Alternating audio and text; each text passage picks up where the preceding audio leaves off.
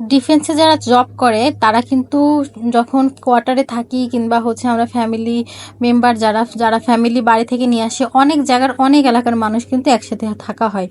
যেমন ধরেন যশোর, নড়াইল, খুলনা জেলা, তারপরে হচ্ছে পাবনা, ঝিগরগাছা, মানে নানান এলাকার মানুষ, নানান ধরনের মানুষ একসাথে যখন আমরা থাকি। তো আমার ফ্লোরে, আমি যে যে ফ্লোরে থাকি, এই ফ্লোরে নতুন একটা ভাবি আসছে। তো ভাবি কোনোদিন রান্নাবান্না কিছুই করতে পারে না। তো সে হচ্ছে আমাকে খুব রিকোয়েস্ট করছিল যে মুরগি মাংস কিভাবে রান্না করতে হয় সেটা আমাকে একটু দেখাবেন। তো ভাবলাম যে মুরগি মাংস দেখানোর, রান্না তো সহজ, তো দেখানোর কি আছে। তো যাই হোক, আমি যেহেতু মুরগি মাংস আজকে রান্না করতেছি, তা ভাবলাম ভাবির সাথে, ভাবিকে দেখানোর উদ্দেশ্যে ভিডিওটা শেয়ার করি। তো প্রথমে একটা দেশি মুরগি আমি কেটে ছোট টুকরো করে নিছি। তারপরে হচ্ছে তেল দিয়ে দিলাম কড়াই, তেলের ভিতরে দিয়ে দিলাম 2টা তেজপাতা, 2 টুকরো দারচিনি, 2 টুকরো এলাচ আর একটু কাঁচা জিরে ফোড়ন দিয়ে তার ভিতরে পেঁয়াজ কুচি দিয়ে দিলাম। পেঁয়াজ কুচিটা যখন একটু হালকা ভাজা হয়েছে তখন একটা মশলার পেস্ট দিয়ে দিছি। মশলার ভিতরে ছিল আদা, রসুন, জিরা, গরম মশলা, শুকনা মরিচ, ব্যাস, আর কোনো মশলাই আমি এখানে। এবার স্বাদ মতো লবণ, পরিমাণ মতো হলুদ দিয়ে দিলাম, দিয়ে মশলাটাকে খুব ভালোভাবে কিন্তু কষিয়ে নিছি। একদম তেল উঠে আসা পর্যন্ত ভালোভাবে কষাতে হবে।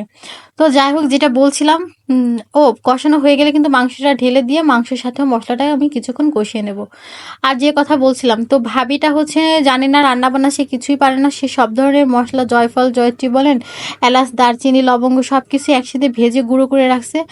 জাস্ট সব কিছুতে, সে লাল তরকারি হোক, ডাল হোক, মাংস হোক, সব কিছুতে সেই গুঁড়ো মশলাটা দিয়ে রান্না করে। আর যেটা তার হাজবেন্ড একদমই খেতে পারে না। তো আমার কাছে ভাবি খুব আফসোস করে বলছিল যে ভাবি, আমি যাই রান্না করি আপনার ভাই খেতে পারে না, আমাকে একটু জাস্ট মুরগি মাংস রান্নাটা শিখিয়ে দেন, আমি কিভাবে রান্না করব। তো আমি তাকে রেসিপিটা বলেছিলাম মুখে, কিন্তু সে বুঝতে পারেনি, আমাকে বলেছে ভাবি যদি একটা ভিডিও ছাড়তেন তাহলে আমার খুব উপকার হতো। তো আমার কথাটা শুনে খুব খারাপ লাগলো। আসলে অনেকেই তো অনেক কিছুই পারে না, আমি তো রান্নাবান্না কিছুই পারতাম না, আলহামদুলিল্লাহ আমিও তো শিখেছি না। তো তারপর হচ্ছে ভাবির উদ্দেশ্যে আমি ভিডিওটা আসলে পোস্ট করলাম। মুরগির মাংস দেখানোর তো কিছু নাই।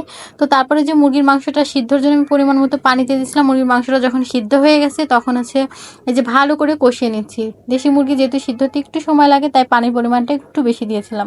আপনি যে মুরগিটা রান্না করবেন সেই অনুপাতে পানিটা দিয়ে নেবেন। তো তারপরে যে ঝোলের জন্য পানি দিয়ে দিচ্ছি, আর কোনো কাজ নেই। ঝোলটা কমে আসলে যতটুকু পরিমাণে আপনি ঝোল রাখতে চাচ্ছেন ততটুকু ঝোলটা রেখে নামিয়ে নেবেন।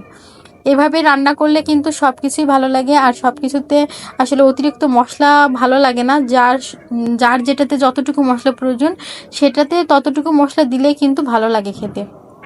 আর আমরা সব কিছুতে কিন্তু এই যে গরম মশলা, এলাচ, দারচিনি এগুলো খাই না। কিছু কিছু জিনিসে, যেমন মাছ ভুনা, মাংস, এই টাইপের জিনিসে খাই। তো এই যে আমার মাংস রান্না কিন্তু ফাইনালি ডান হয়ে গেছে। দেখতে কতটা সুন্দর লাগছে, খেতে কিন্তু দারুণ হয়েছিল। আশা করছি আপনি আমার ভিডিও থেকে কিছু হলেও উপকৃত হয়েছেন। ধন্যবাদ।